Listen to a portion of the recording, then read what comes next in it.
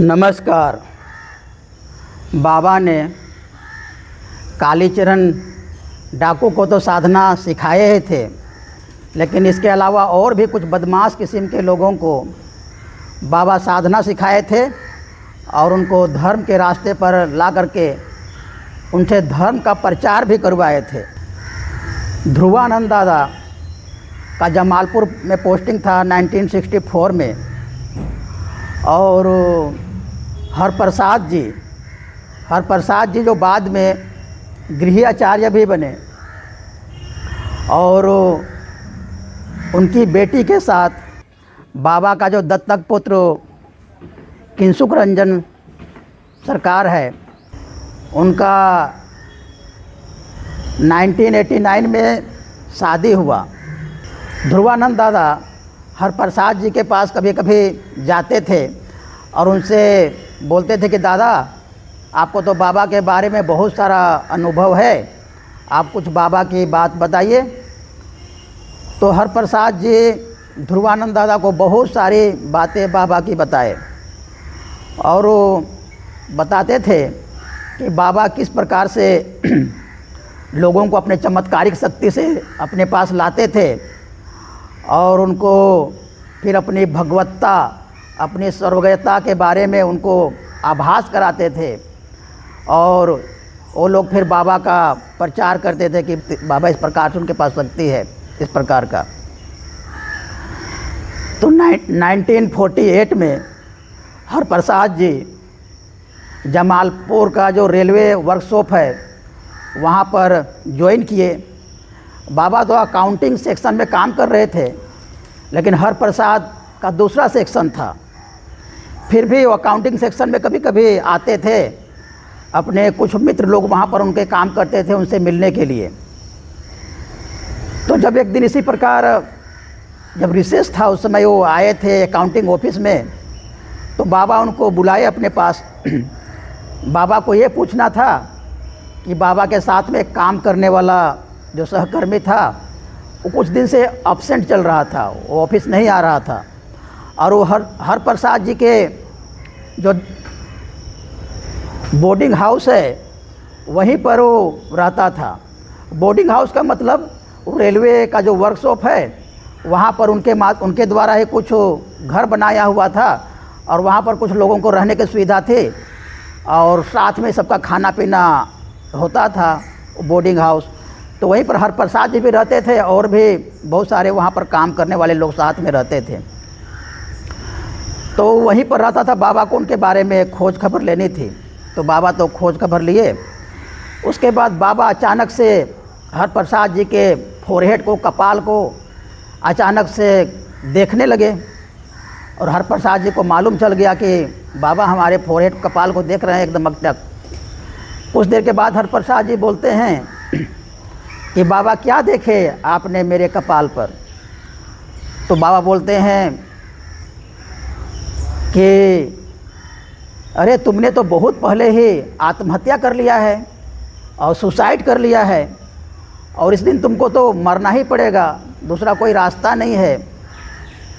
तो हरप्रसाद जी सोच रहे हैं ये बाबा क्या बोल रहे हैं, कुछ भी फेंक रहे हैं, ऐसा सोच रहे हैं। तो बाबा तुरंत वहीं पर उनकी 2-3 जो अति गोपनीय बातें थी, जो निजी बातें थी, उसको भी बता देते हैं। तो हरप्रसाद एकदम हड़बड़ा जाता है कि अरे तो सब कुछ बता दिए बाबा, इसका मतलब ये बात भी सही है। फिर जब वो थोड़ा डरने लगे हरप्रसाद जी, तो बाबा बोले तुमको डरने की कोई आवश्यकता नहीं है, तुम जब मेरे संपर्क में आ गए हो तो मैं तुम्हारे लिए कुछ करूँगा। तो हरप्रसाद जी सोचने लगे कि ये मेरे लिए क्या करेंगे, ये धोती कुर्ता पहना हुआ आदमी अकाउंटिंग ऑफिस में काम कर रहा है, इनके पास ऐसी कौन सी शक्ति है जो हमको मृत्यु से बचा सकते हैं, इस प्रकार का वो सोच रहा है हरप्रसाद जी। तो बाबा उनको एक दिन बताते हैं और एक समय बताते हैं और एक स्थान बताते हैं, और बाबा बोलते हैं कि इस समय पर तुम वहाँ पर आ जाना। उस जगह काली पहाड़ का ही था।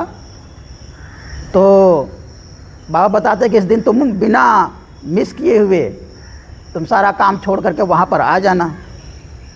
तो तो बाबा ये लगभग 20 दिन पहले ही बता दिए थे, 20-25 दिन पहले ही बता दिए थे।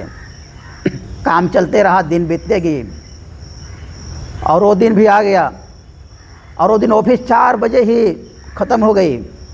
ऑफिस समाप्त होने के बाद हरप्रसाद अपने घर की तरफ जा रहा था, बोर्डिंग हाउस की तरफ जा रहा था, तो अचानक से उसके सर में दर्द शुरू हो गया और उसको एकदम अनईजी जैसा लगने लगा। और उसको अचानक से ये बात याद आई कि अरे हमको तो बाबा आज बुलाए थे वहाँ पर। फिर भी वो घर आ गया और घर में उसको बिल्कुल भी अच्छा नहीं लग रहा है। घर में थोड़ा रेस्ट किया और उसके बाद फिर बाबा जो वहाँ रेलवे क्वार्टर में रहते थे उसके तरफ चल पड़ा। तो जब बाबा के पास वो आए तो देखते हैं कि बाबा न्यूज़पेपर पढ़ रहे हैं और वो बाबा से आंख नहीं मिला रहा है, बाबा से कुछ बात नहीं कर रहा है और सोच रहा है कि आज नहीं जाते हैं, आज बहुत लेट हो गया, ऐसे 8 बज गया रात को और वहाँ पहुँचते पहुँचते तो 9-10 बज जाएगा, तो आज यहाँ नहीं, आज वहाँ पर नहीं जाएंगे, कल जाएंगे, ऐसा बोल करके वो आँख भी नहीं मिला रहे और बाहर से फिर वापस आगे बाबा से मिले हुए। तो जब घर को आ रहे थे तो अचानक से वो पहाड़ की तरफ मुड़ गए। उनको कुछ अज्ञात शक्ति एकदम पहाड़ की तरफ खींच ले गई, काली पहाड़ की तरफ, जो जमालपुर का जो रेलवे मैदान है उसके पास में जो काली पहाड़ है उसके तरफ खींच ले गई और वो एकदम सीधे पहाड़ पर चढ़ गए। और वहाँ पर देखते हैं कि बाबा पहले से वहाँ उपस्थित हैं और बाबा उनको देख कर के बोले, क्या जी तुम आ गए और तुमको बहुत दिनों से आध्यात्मिकता के बारे में जानने की इच्छा थी ना, तो ऐसा बोले। और उस दिन बैसाखी पूर्णिमा का ही दिन था और बैसाखी पूर्णिमा का दिन था तो आकाश में बादल थे और कभी चांद को बादल ढक देते थे और कभी नहीं ढकते थे, तो इस प्रकार कभी प्रकाश और कभी अंधेरा हो जाता था। लुका छिपी का खेल हो रहा था प्रकाश और अंधकार का। तो कुछ देर इधर उधर की बात करने के बाद फिर बाबा उनको बोले कि चलो नीचे चलते हैं मैदान की तरफ। तो दोनों काली पहाड़ से उतर करके नीचे मैदान में आ गए, जहाँ पर पहले 3 ताड़ का पेड़ था, अभी तो 1 ही ताड़ का पेड़ है।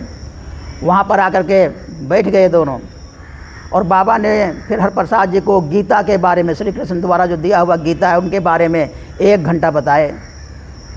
हरप्रसाद जी को लगा कि मैंने पूरा गीता बढ़िया से समझ लिया है, गीता एकदम कंठस्थ हो गया, इस प्रकार से उनको लगा।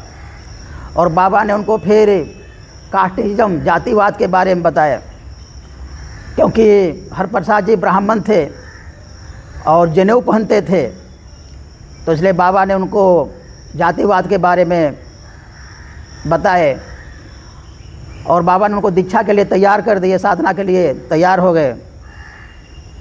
तो हरप्रसाद जी बोल रहा है कि मैं तो इन बातों में विश्वास नहीं करता हूँ, इस प्रकार जातिवाद के बारे में बोल रहे हैं। तो बाबा बोलते हैं कि तुम अपना जनेऊ है इसको निकालो, तब साधना करने के पहले तो निकालना पड़ता है। तो वो एकदम आनाकानी कर रहा है, निकालना नहीं चाह रहा है और वो सोच रहा है कि मैं घर से बिना बोले यहाँ पर आया हूँ, किसी को बताया भी नहीं हूँ, अभी रात के 11:30-12 बज रहे हैं और इनको मैं बढ़िया से जानता भी नहीं हूँ, पता नहीं किस प्रकार का ये हम पर तांत्रिक विद्या कर देंगे तो लेने के देनी पड़ जाएगा। और ये जान गए हैं कि हमारा मन कमज़ोर है, लेकिन मैं जो जनेऊ पहना हूँ इसके कारण ये हम पर और कुछ ज़्यादा हमको प्रभाव नहीं कर पा रहे हैं, अपने को पूरा हमको कंट्रोल में नहीं कर पा रहे हैं, इसलिए जनेऊ तो किसी प्रकार से अभी निकालना अच्छा नहीं है। तो जनेऊ निकालने के लिए आनाकानी कर रहे हैं और वो बोल रहे हैं कि आप भी साधना सिखा दीजिए और घर जा कर के मैं जनेऊ निकाल दूँगा। और जनेऊ निकालने के लिए बिल्कुल तैयार नहीं हो रहा है। बाबा फिर इधर उधर उसको समझा रहे हैं, फिर भी वो समझ नहीं रहा है। तो बाबा बोल रहे ये क्या बात हुई, तुमको इतना समझाने के बाद भी तुम जनेऊ नहीं निकाल रहा है। ऐसा बोलने के बाद बाबा उसको सर को ऐसा पकड़े ऊपर से और ऐसा घुमा दिए। तो उनका हरप्रसाद जी का माथा तो एकदम झनका, उनको लगा कि एकदम पूरा करंट पूरा शरीर पर दौड़ गया है। उनकी सारी जो कन्फ्यूजन थी मन का वो दूर हो गया, सारा संशय दूर हो गया, मन एकदम हल्का हो गया और उनमें कोई दुविधा नहीं रही। फिर वो अपने से ही जनेऊ निकाल करके बाबा को दे दिए। बाबा ने कुछ मंत्र पढ़े और अपना उनका जनेऊ को दूर फेंक दिए। फिर बाबा ने उनको जो सहज जो कि पहला लेसन है ईश्वर पर निधान वो बताए साधना करने के बाद तो तुरंत वो समाधि में चले गए। वो साधना के उस शिखर पर चले गए और 1 घंटा तक इसी प्रकार वो रहे। और जब साधना से जब उनको होश आया तो उनकी आँख खुली और बाबा बोले कि चलो अब चलते हैं, बहुत देर हो गई है। तो लोग आने लगे घर को। जब घर की तरफ आ रहे हैं तो हरप्रसाद जी को अपार आनंद की अनुभूति हो रहा है। लग रहा है कि मैं ही ब्रह्म हूँ, मैं ही भगवान हूँ। जो कुछ भी उसको दिख रहा है, आभास हो रहा है, लग रहा है सब कुछ ही परमात्मा का ही स्वरूप है। और इसी प्रकार वो आ रहा है रास्ते में और बाबा ने उनको घर के द्वार तक छोड़ दिया। और उसने दरवाज़ा खटखटाया तो घर वाले दरवाज़ा खोले। सब लोग सो चुके थे और उनके लिए खाना रख दिए थे। जब वो किचन में गया खाना खाने के लिए तो खाना भी नहीं खा पा रहा है। वो सोने के लिए गया तो सो भी नहीं पा रहा है। इतना आनंद में था, इतना उमंग में था कि वो कुछ भी नहीं कर पा रहा है। तो कभी छत पर गया, छत पर कुछ साधना किया, फिर नीचे आया और इसी प्रकार से पूरा उसका रात बीत गई। और जब सुबह हुआ तो हरप्रसाद को लोग बिल्कुल ही अलग रूप में देख रहे हैं। वो बोल भी नहीं रहा है और कुछ उनके आँखों से हमेशा आंसू ही आ रहा है। तो उनके और जो डे हाउस वाले लोग थे, बोर्डिंग हाउस वाले लोग थे, वो बोले ये क्या हो गया, इनको कोई खिला दिया या खुद ही कुछ खा लिए। और उनकी मानसिक स्थिति इस प्रकार से हो गई तो सब लोग बेचैन रहने लगे। उनको कुछ बोलना होता तो कागज़ पर लिख देते, बोल भी नहीं पा रहे थे। उनके आँखों से केवल आंसू और आंसू आ रहे थे और वो अपार आनंद की अनुभूति कर रहे थे। और इसी प्रकार 3 दिन बीत गए। वो 3 दिन अपना ऑफिस भी नहीं जा पाया। तो वहीं के कुछ शुभचिंतक लोग थे, उनके बारे में कुछ ज़्यादा सोचने लगे और उन्होंने वहीं पर एक सत्यनारायण पूजा रखा बोर्डिंग हाउस में ही और सबको बुलाए इस प्रॉब्लम को सॉर्ट आउट करने के लिए। तो सत्यनारायण पूजा में सबको निमंत्रण दिया गया, बोर्डिंग हाउस के लोग और भी पड़ोस के लोगों को। सब लोग आए लेकिन हरप्रसाद नहीं आया। उनको बुलावा भेजा गया तो बिल्कुल वो मना कर दिए कि नहीं, मैं तो बिल्कुल नहीं जाऊंगा, हमको इस सबसे मतलब नहीं, मैं तो खुद भगवान हूँ, मैं तो खुद गॉड हूँ, हमको इस सब चीज़ों के क्या हो सकता है और मैं पूजा का फल तो यहीं से ले लूँगा। वो आया ही नहीं सत्यनारायण पूजा पर। तो लोग कितना देर बैठते, सब लोग वापस चले गए।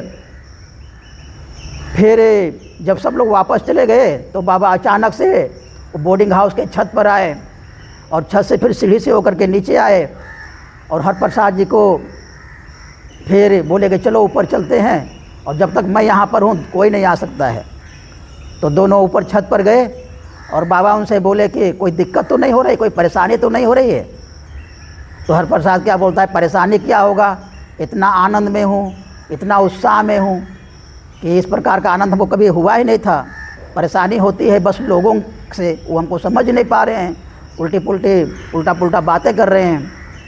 तो बाबा ने उनको वहाँ पर सेकेंड लेसन भी दे दिए।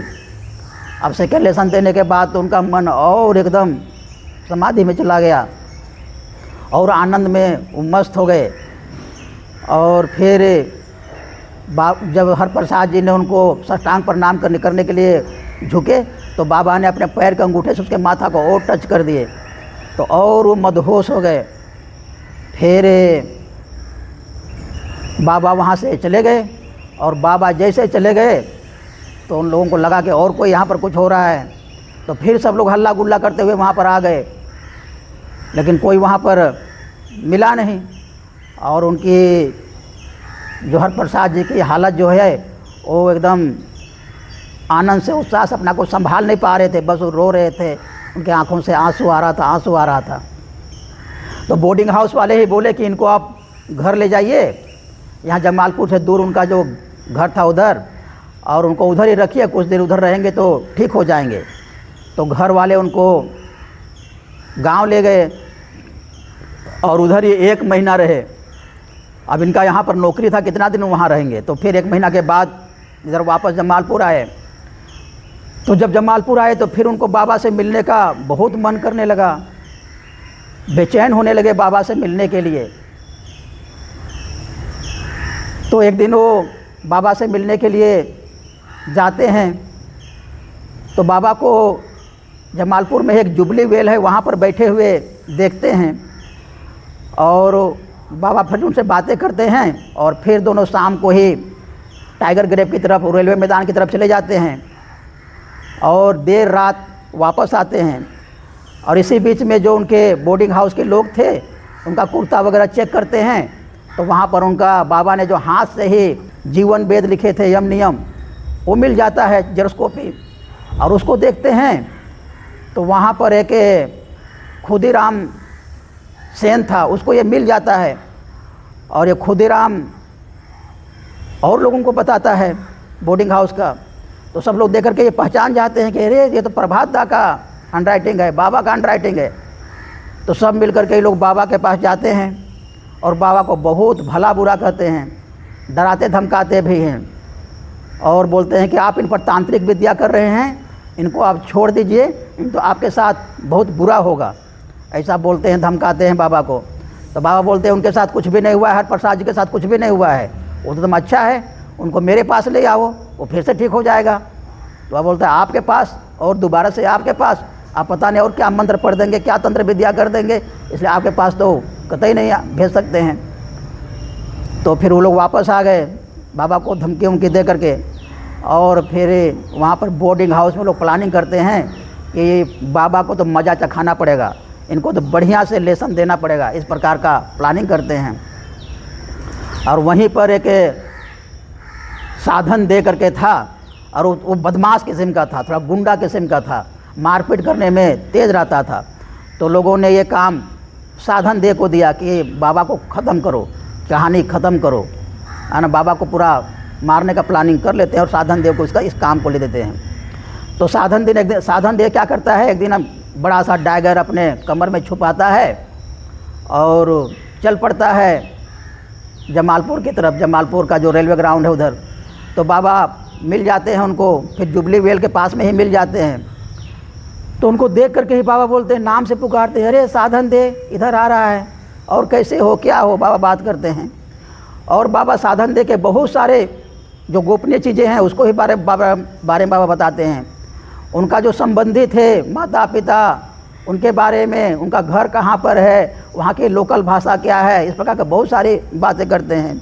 और दोनों इस प्रकार का बात करते करते फिर उस मैदान की तरफ चले जाते हैं, रेलवे मैदान की तरफ। और साधन दे सोच रहा है, अरे बाबा को तो सब कुछ मालूम है, हो सकता है ये मेरा संबंधी हो और मैं इनको मारने के लिए आ रहा हूँ, इनको पता नहीं चल जाए कि मेरे कमर में मैं चाकू बांध के लाया हूँ, डैगर छुपा के लाया हूँ, और उनको पता लग जाए तो क्या सोचेंगे, ऐसा बोल करके वो संभाल भी रहे अपना डैगर को। तो बाबा बोलते हैं क्या छुपा रहे हो, कुछ तुम्हारे पास है क्या? तो बोलते नहीं कुछ भी नहीं है। ऐसा बात करते दोनों बा के कब्र पर चले जाते हैं और वहाँ पर वो बिल्कुल कन्विंस हो जाता है बाबा के बातों से और साधना लेने के लिए तैयार हो जाता है। और बाबा ने साधन दे को भी साधना सिखा देते हैं। और इधर लोग क्या सोच रहा है बोर्डिंग हाउस वाला कि आज तो बाबा का काम तमाम हो गया होगा, साधन दे उनको मार दिया होगा, है ना, अब फिर से प्रॉब्लम नहीं आएगी, फिर से हमारी जो यहाँ पर तंत्र वगैरह क्रिया होती थी वो नहीं होगी, इस प्रकार का सोच रहे हैं। तो इसी प्रकार लगभग 12-1 बजे रात को फिर साधन दे आया। उस समय तो कोई मिले नहीं, लेकिन सुबह जब देख रहे हैं तो साधन दे भी इसी प्रकार का हो रहा है, जिस प्रकार से हरप्रसाद जी की हालत थी उसी प्रकार से साधन दे का भी हालत हो रहा है। लोग बोल रहे साधन दे आपके साथ भी क्या हो गया, आपको भी कुछ मंत्र पढ़ा दिए क्या, तंत्र विद्या कर दिए क्या, इस प्रकार का लोग बोल रहा है। तो वो भी कुछ बोल नहीं पा रहा है और उसके आंखों से भी आंसू आ रहा है। तो इस प्रकार ये दोनों मिलकर के खूब साधना करने लगे और बाबा के जो मॉर्निंग वॉक और इवनिंग वॉक में भी साथ देने लगे। और इसको लेकर के डे बोर्डिंग के लोग और हरप्रसाद का जो सहकर्मी लोग थे वो खूब चिढ़ने लगे, जेलेसी होने लगे, उनको जलन होने लगा। और वहीं पर जो बोर्डिंग हाउस के जहाँ इंचार्ज था किचन का, उनका नाम था नित्यानंद। एक दिन उसने क्या किया कि खाने में सब जगह मछली मिला दिया। वो जान रहा था कि ये लोग तो लहसुन प्याज भी नहीं खाते हैं जब से साधना लिए हैं, और इस सबसे उनको तंग करने के लिए, परेशान करने के लिए उस समय मछली मिला दिया। तो ये बात जब बाबा के पास पहुँचे तो बाबा बोले कि चलो इनका भी खोज खबर लेना पड़ेगा।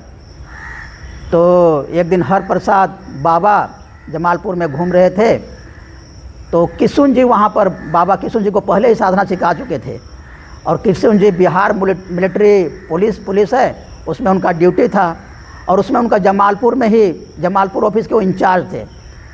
तो वो मिल गए और उनको बाबा बोले कि ऐसी ऐसी बात है, तुम्हारे पास तो बहुत सारे पुलिस के लड़के हैं, एक दिन तुम ऐसा करो कि 20-25 एकदम हट्ठे कट्ठे लड़कों को चुनो और हर प्रसाद जी का जो बोर्डिंग हाउस है वहाँ पर जाओ, और वहाँ पर केवल मार्च करा दो, कुछ नहीं करना है, बस मार्च करा देना है। ये लोग जहाँ खाना खाते हैं उधर घूम लेना, जहाँ रहते हैं वरांडा में उधर घूम लेना, और पूरा उन लोगों को बस दिखा देना और फिर वापस आ जाना।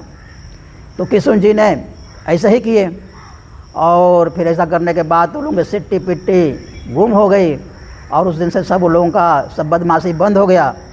और फिर नित्यानंद भी साधना सीख लिया, और बाबा ने उनको फिर बाद में आचार्य भी बना दिए, और आचार्य बनाने के बाद फिर वो धर्म प्रचार का काम भी बहुत किए।